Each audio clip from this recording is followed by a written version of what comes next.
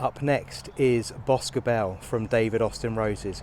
A couple of requests for this one, a couple of requests for comparisons against other roses with regards to its health and to its scent.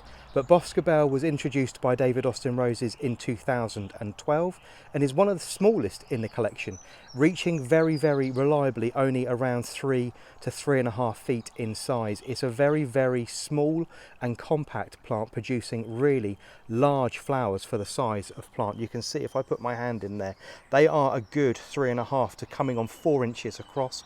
Now described, and very true to its colour, as a dark salmon. So a very strong pink with hints of peach and yellow running through it. A lovely flower that is very flat, has a really lovely fragrance. Now describing this for you, it's fruity and strong. It smells like May, so things like hawthorn, things like elderflower, very sweet mirth flavours that you'll get from it.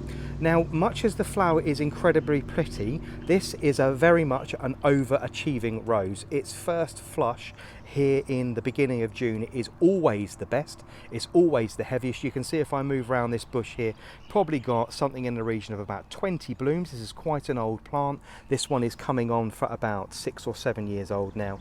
It will have a very strong flush of flowers early on in the season, and then unfortunately almost exhaust itself. You can see that the stress of producing these big flowers is already setting in, and every single year with this plant is exactly the same. It will be completely and utterly covered in black spot, very prone to powdery mildew, and normally she sheds absolutely every leaf and then sort of resurrects herself somewhere in the region of July, a true and utter sort of comeback queen, and she'll resurrect herself and be absolutely fine. Now, this particular bed is heavily mulched, this particular bed is irrigated, it never goes without water, and it shouldn't be stressed, but every single year, as I say, she drops pretty much most of her leaves. It's a very good rose because of its size for putting into a pot, but because of what she does dropping her leaves, I'm not entirely sure whether I would put it in a pot and have it on a limited space. But this is Boscobel from David Austin Roses.